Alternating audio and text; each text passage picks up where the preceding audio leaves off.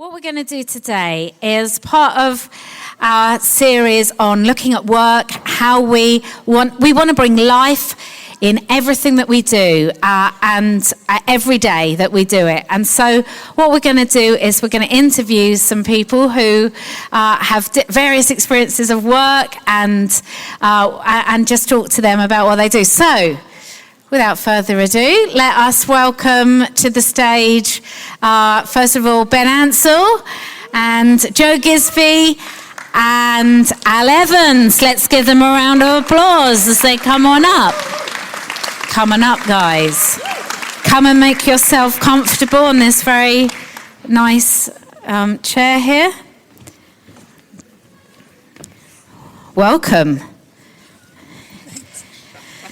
Now, do you want to just before we start, I'm going to just go through, one at a time as we go. So I'm not quite as good as like Jonathan Ross or anything like that, but I'll try my best.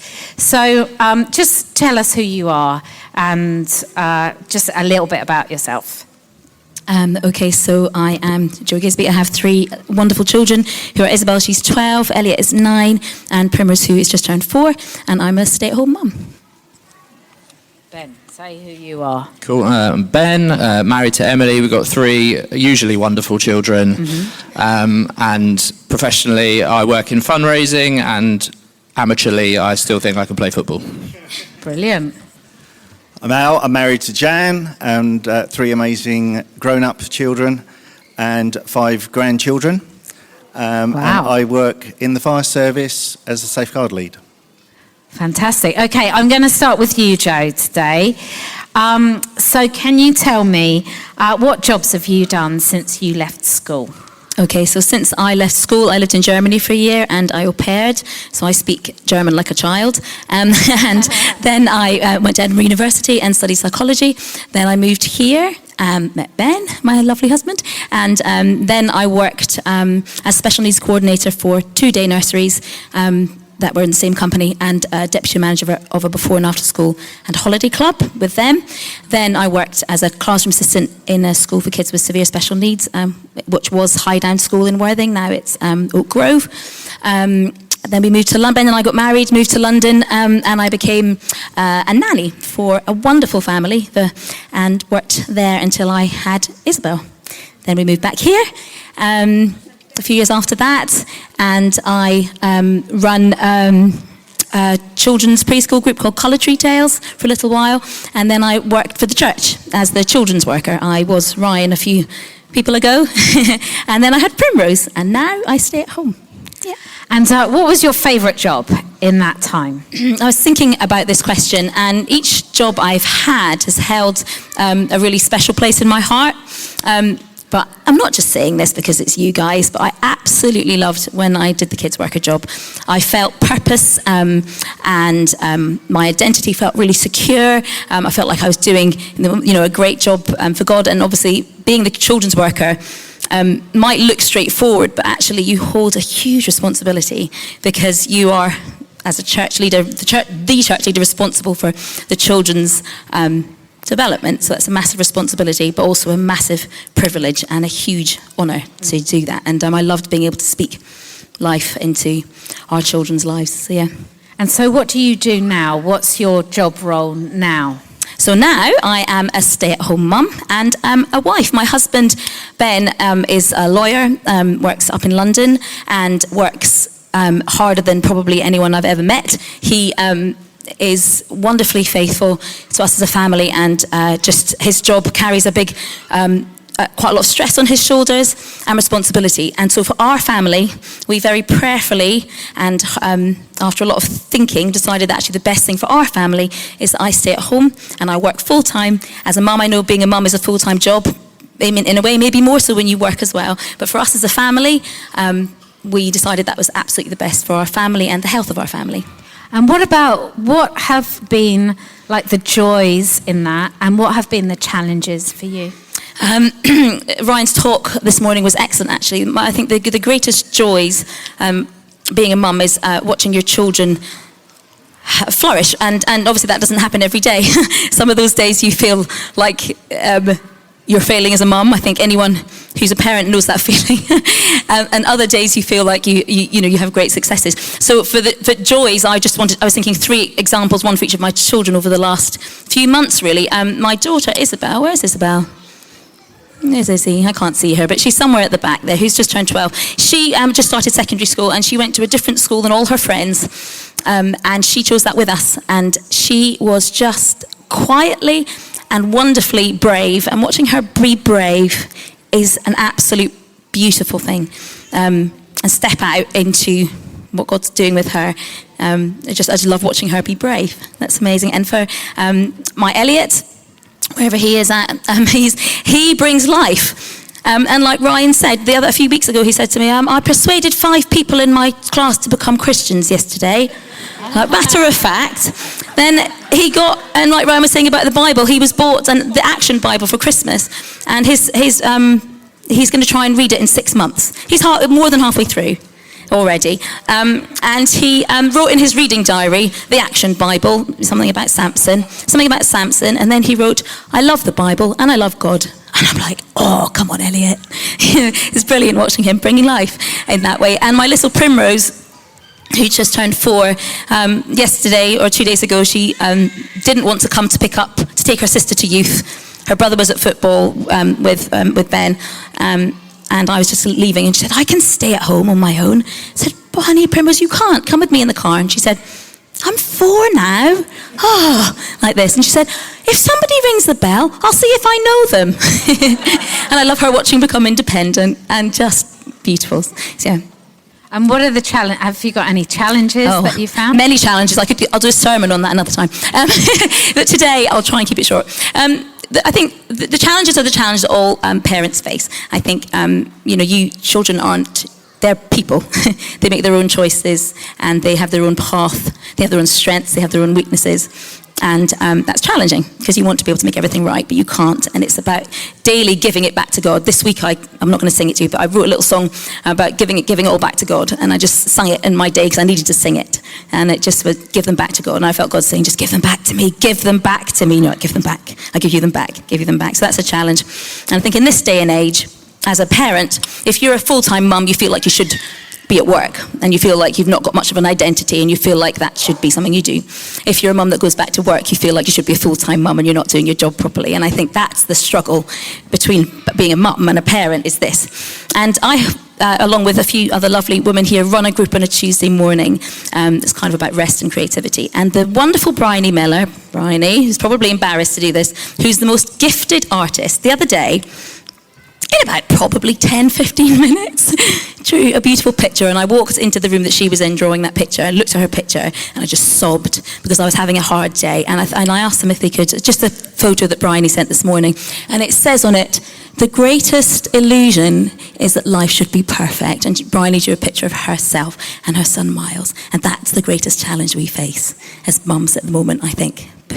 And you're completely right in saying that sometimes the job that you do can be, it feels undervalued. Either if you stay at home all the time, you feel bad, and if you go out to work, sometimes you feel bad. Why do you think what you're doing is so important? I think, being a parent is so important, because you are involved in helping form your children. They make their decisions, but you speak into them. So, Joe Peachy came up with the wonderful term, sneaky parenting, sneaky spirituality in parenting. And it's about praying into your children, whether they know it or not, and speaking life into them and telling them who they are when they can't see it. Speaking that even when you can't see it, maybe sometimes. Speaking what God's got for them and claiming what God's got for them, not just may they have a lovely day at school, but may they go into school and do the best that they possibly can. And I always say to each one of my children individually, be the best you can be. I say to Isabel, you are not created to be anyone other than Isabel. You are you, and that is how God made you, and God gave you to me, and God gave me to you. And I say that to each one of my children, because that's true. That's amazing. Thank you, Joe. That is absolutely brilliant and inspirational. Okay, Ben, we're going to have a little chat to you. Tell us about the jobs that you've done since you left school. How long ago did you leave school? Too long ago. Too long ago? I think you're quite young, don't you think? I feel old. Oh, Yeah. Oh, I thought you were quite young. No, 99 or 2000, I think. Okay. Yeah. And then I did uni. Yeah. And then after that, I worked in NatWest, retail banking across southwest London. Once served Rick Astley in NatWest in Richmond, which is my claim to fame. And then I was elected student union president of my university at the end of uni, and lived in the presidential suite with Emily, my new wife, current wife also. And then after that, I kind of embarked accidentally on a career in fundraising. So I did a work placement in my final year of uni, and it was a business degree, and I did a event management placement, and I really loved that, and I thought I'd really love to do event management. And then we moved from London to St Albans, and a Christian charity called Toy Box had a job going, which I got. And then I kind of got into that and did event management. So I spent my summer and spring going around to Soul Survivor and Spring Harvest and New Wine, and basically trying to get people to sign up to sponsor children. That was the thing they did at the time. And then from there, I kind of caught the charity bug. Kind of liked the idea that what I was doing was kind of impacting on people I wouldn't necessarily meet, but improving their lives and stuff like that. And so then I moved from there to another charity, and for the last sort of 15 years I've worked in the charitable sector, working in income generation roles, managing volunteers, managing staff teams, being part of teams, worked for big national charities like Oxfam and the British Heart Foundation, work with small charities like Links here locally, and other kind of smaller organisations as well. So. And what do you do now? What's your current job? Well, now I'm just finishing up as a director of fundraising for a hospice in Clapham, and I'm setting my own fundraising consultancy. So I'm just at that point where it's switching from leading a team of 15 people in a medium-sized organisation to leading myself at home at my dinner table and trying to get clients and win business and stuff like that. Yeah. That's brilliant. Now, I know that there's a lot of talk about well-being at the minute, isn't there? Yep. And well-being at work. I know that, like Jacob over here, they do all sorts of like well-being stuff. Like, you know, they've just moved to a 4-day week and experimenting with that. They have lunch provided for them on Wednesdays. What sort of experience do you have of well-being in your workplace? Yeah, I think the charitable sector, most people would know, doesn't offer the financial incentives that other areas do. And so they kind of have to tease out the stuff that you could talk as well-being. So flexibility in working hours is one thing that I've been used to almost since I started working 15 years ago, whereas in larger corporate organisations, that's just something now they're starting to think about. Kind of occupational therapists, stuff like that in the workplace. I think the charitable sector generally is more people-focused and values-driven.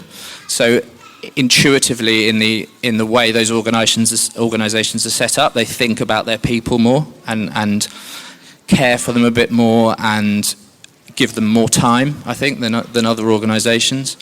And there's stuff that the hospice have done recently is they've signed up to this kind of equality and diversity scheme called FREDDI, which is fairness, respect, equality, diversity, inclusion and empathy, and are kind of running sessions around that to try and actively engage their staff in making their organisation a better place to work. So, yeah. And so what do you think, what's the most challenging thing about work? What's good and what's challenging for you? I think my work is fairly relentless. So you're raising money week in, week out, and every year you have a target, and if you reach that target, the chances are that next year they'll ask you to raise more, but also every 1st of April that thing goes back to zero and you have to start again raising more and more money. Charity sector isn't awash with money, so you're kind of fighting for every penny you can to do stuff that might innovate what you're doing or be able to grow what you're doing or grow the size of your team. So they can be challenges. Managing people can be a bit of a pain because they don't always do what you want them to do, and they come with all their baggage and issues and stuff like that. So all those things can kind of be challenging. The climate that we have at the moment, as in not climate change, but as in the kind of economic climate we've had for the last few years, has been really tough for fundraising. So, yeah. And what do you find good? What makes you buzz?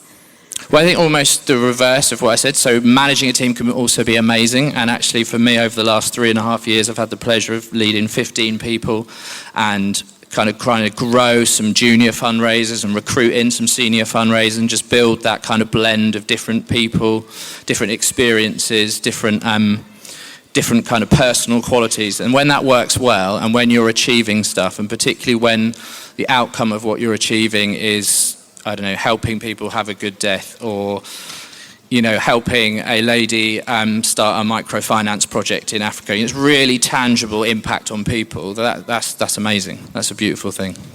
And what, in your experience, do you think has contributed to a good working atmosphere? What do you think makes a good workplace? Yeah, I think people, number one, like quality people. But I think then those people need to kind of sign up to the kind of cultural values of the organisation, and those people will help set those. So I think if you've got really good people, you've got a fighting chance of starting a really good organisation. Now that is often not the case. Often in a team you'll have people who you look at and you think, brilliant, they're absolutely on it all the time, they're spot on, they understand this organisation, how this team needs to run, and you've got people who aren't like that and people who are in between. But I think people is really important, and they're kind of establishing a culture, which I think, again, in the charity sector is more values driven. So what do we want to achieve as a charity? Who are we looking after? What do we want to be like as an organisation? Rather than maybe thinking, well, it's all about profit and loss, and therefore we're going to kind of run our whole organisation and all the people in it under that kind of guise, if that answers the question. And I know that people say to me, Ben is a really good team leader. He's really good at managing people. Can you tell us, why do people say that? And what do you do? What do you think is good in leading teams? I think, so I guess I like working with people. You kind of have to like that. I think I'm good enough at accepting challenge and giving challenge, which I think is also really important. I think you have to build trust with people, and that's something I've learned, that building trust is so important for any kind of role where you're responsible, whether it's voluntary or paid. Try and lead by example. Try and be clear with people. I think one thing I've really learned in the job I've just been doing is that we have quite a good intern program, but you end up with people who have been through education, at kind of secondary level, then into A-levels, into undergrad degrees, and then into masters, and all that time they've been surrounded by people who are basically looking out for them, and then they arrive in London, moved away from home for the first time, starting a new job that they're not in a sector they don't really know much about. And so you have to give people the time of day.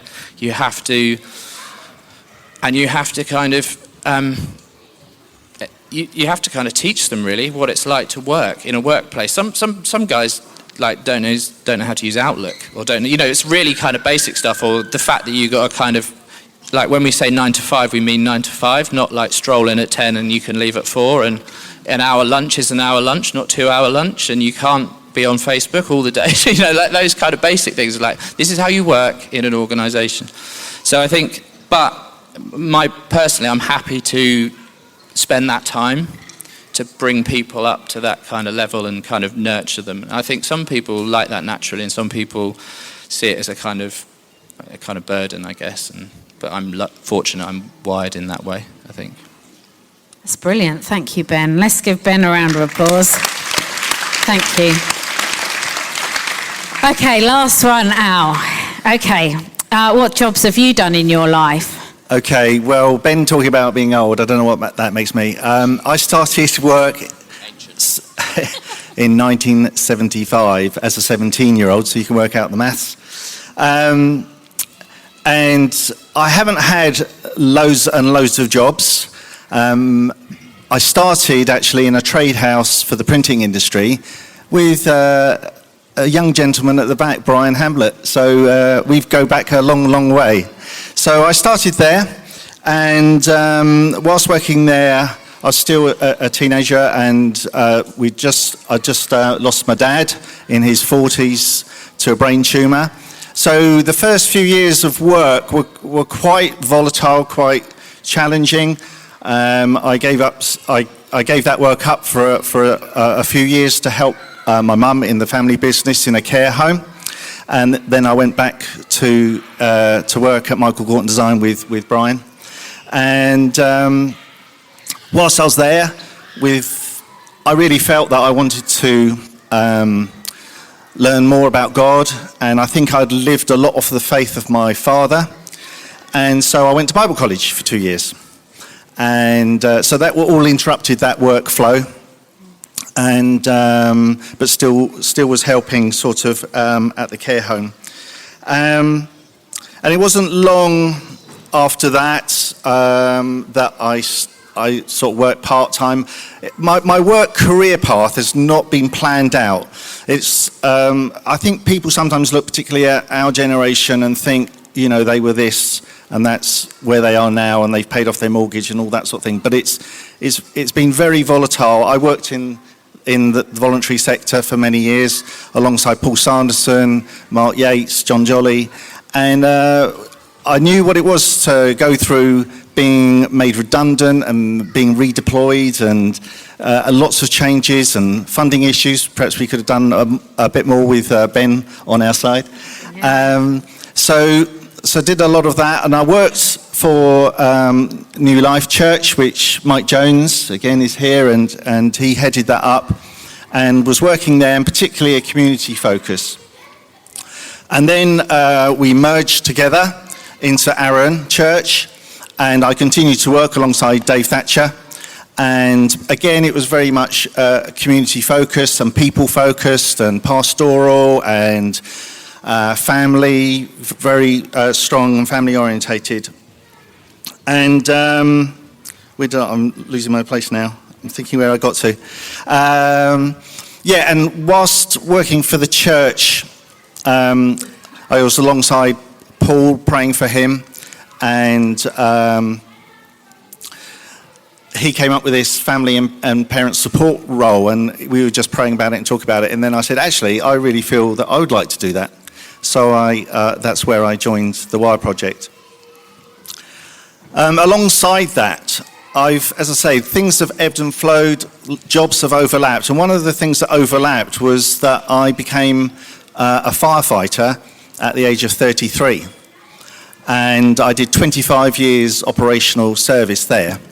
And that was a very different world. It was a world that was very challenging, very different to working in the church context and working with Christians, surrounded by Christians. And it was a really great experience and a great opportunity, and that has led me into other work as well as I've gone on.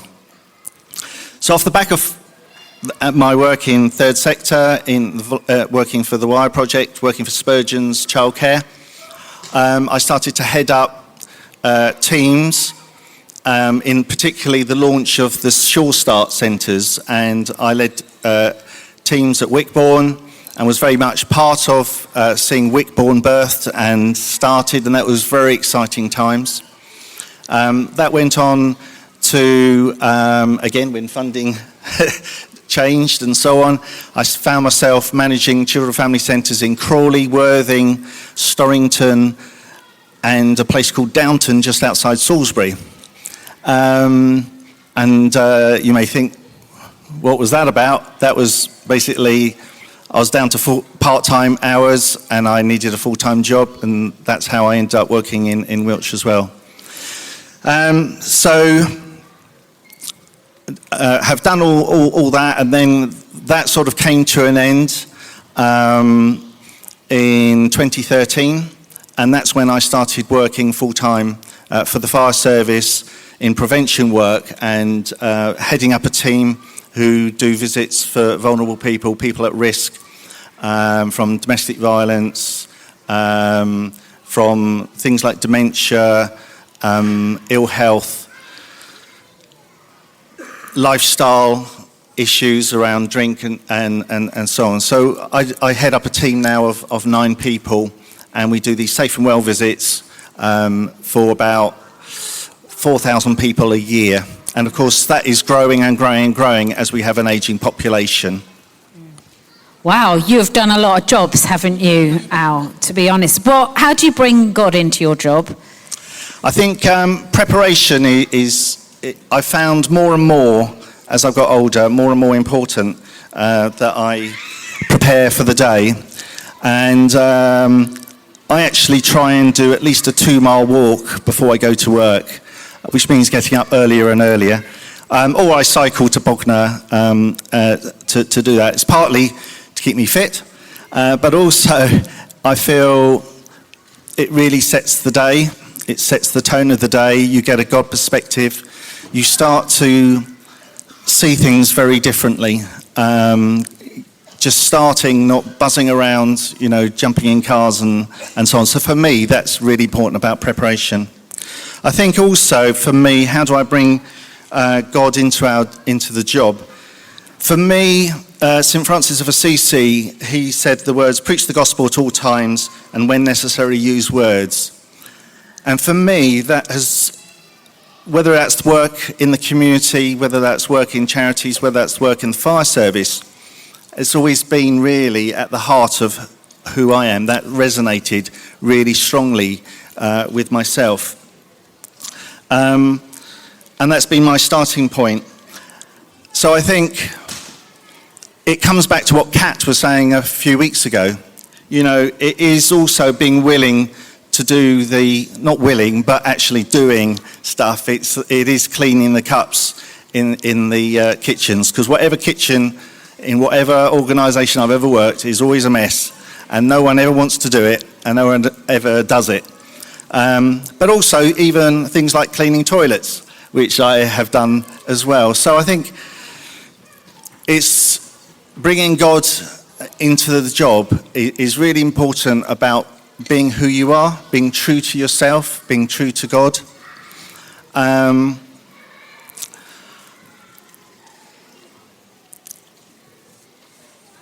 It's brilliant. Sorry, I lost my train of thought. I think also there's been quite a bit about fulfillment of the prophetic. There was one word over me that I will be known as a man of laughter and tears, and I think that's been a marker of my career, my life, me as a person, and being true to myself. There was another one about I would be an influence in corridors of power, and at the time, you start to try and work it out, but you just have to let those things go and let God be God and do his thing.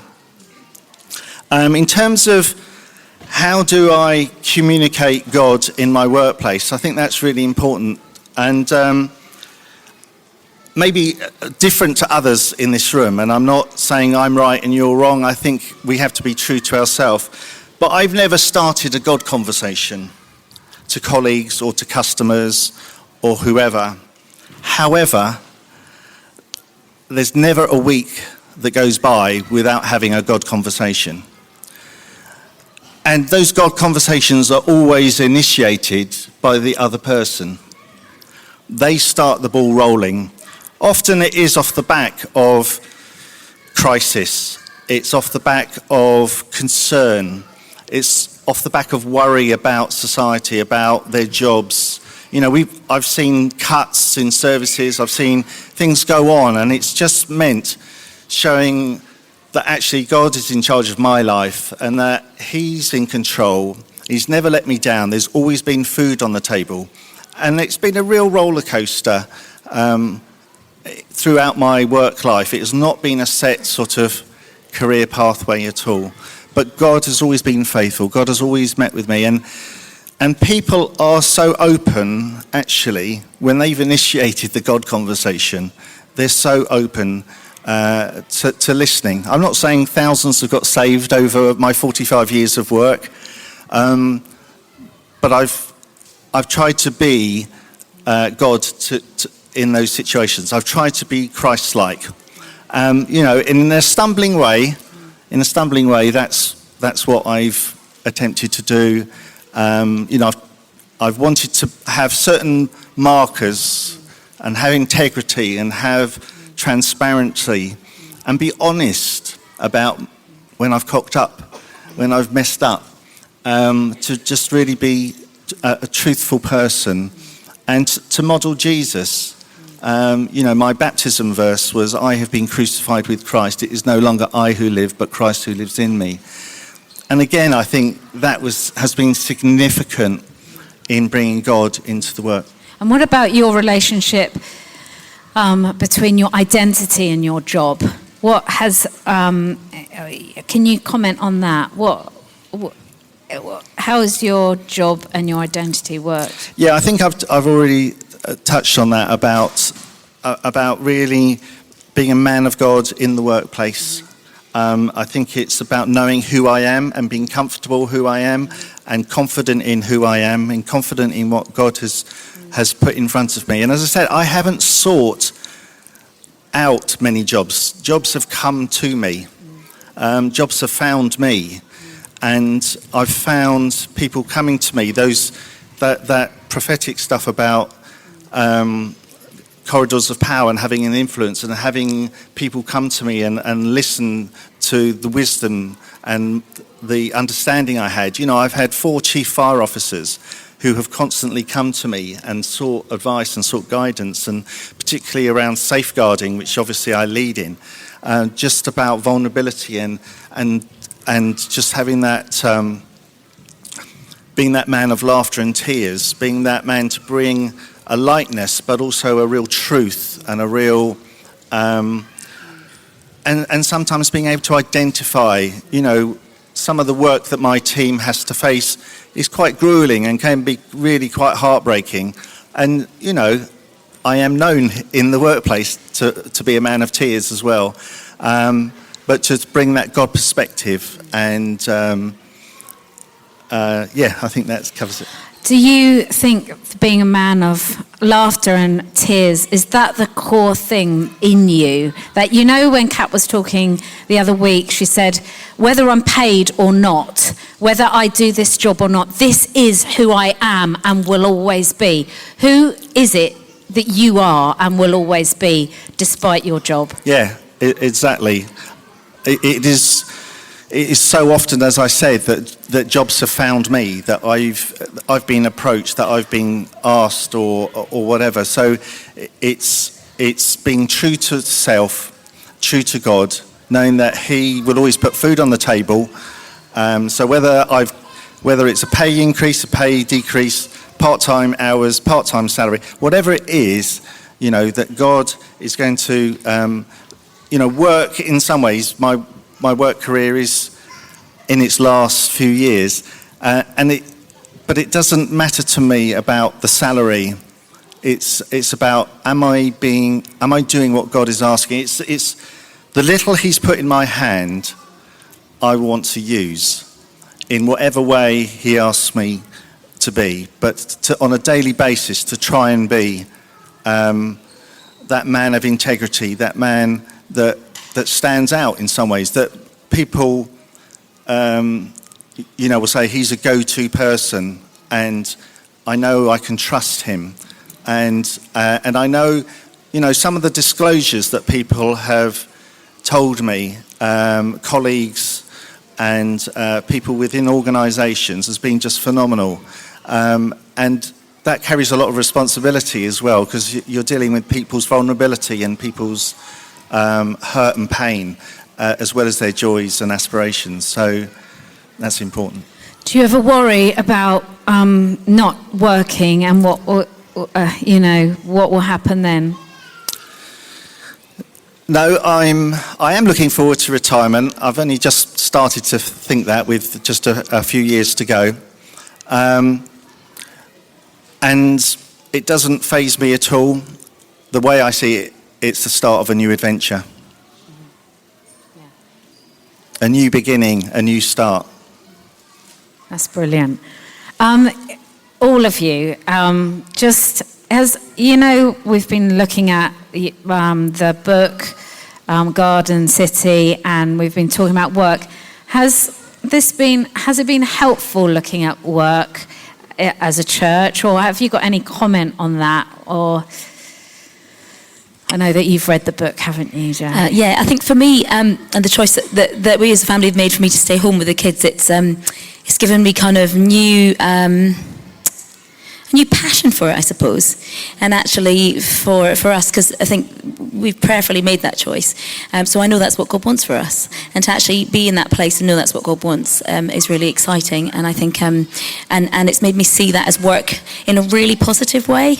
It doesn't mean I have a great day every day, but it means to see it from that perspective is really, really helpful. Yeah, it's great. And to kind of try and live each day working hard. And seeing the actual working hard for me as a mum is actually, that's my job, that's my role, that's my responsibility. And you know, doing the washing well, it's a great thing. Brilliant, yeah. I just think it's what we do, isn't it? We do it, and we got to talk about it in the same way that we've got to talk about money more. And it's something that we're all doing on a day-to-day basis, and I just think it's been really good to explore it. It's been really good to explore it with like a simple range of talks, but also a bit of a text to kind of refer to as well. And I think there's so much wisdom in that John Mark Comer book that that we should keep revisiting. And I think let's not lose this. Let's kind of keep it going in. Whether it's visiting it once a year, that kind of thing. Let's not kind of tick the box and say, well, we've done work, we're all sorted, because I think we can all learn so much from each other as well. So just one last thing, I think the thing that struck me in the song Billions today is that if you reveal your nature, so will I. And I think for me personally, that's what I try and do in nearly all non-Christian environments I've worked in, is just if you can carry God's nature into that, people are magnetized to it. They don't even know what it is sometimes, and then it's so much easier to. And if you tell them you go to church, it's like you're some sort of wizard or something. It's like, oh, that's interesting. I want to talk to you about that. And I've had the pleasure of praying for people at work, and I'm not particularly gregarious or kind of, but you kind of. In carrying the nature of God, I think that opens up something in them that wants to be honest with you, and then you can move forward from that. Mm-hmm. Work is a place where we can change the world for one person. We often have such high aspirations to change the whole world, but I just think today, who can I change the world for? And whether that's a person in crisis or a person that really struggling with their children, or someone who's struggling in life with their mental health or whatever. I mean, I do quite a bit actually around mental health with my own team, and I encourage them to go for walks with me, and we spend time talking, we pray often, don't we, to have that influence, to have that voice, and in the work we've got it. And whether that's with one person or 1,000 people, what a great place to be. It's amazing. Brilliant. Thank you so much, all of you.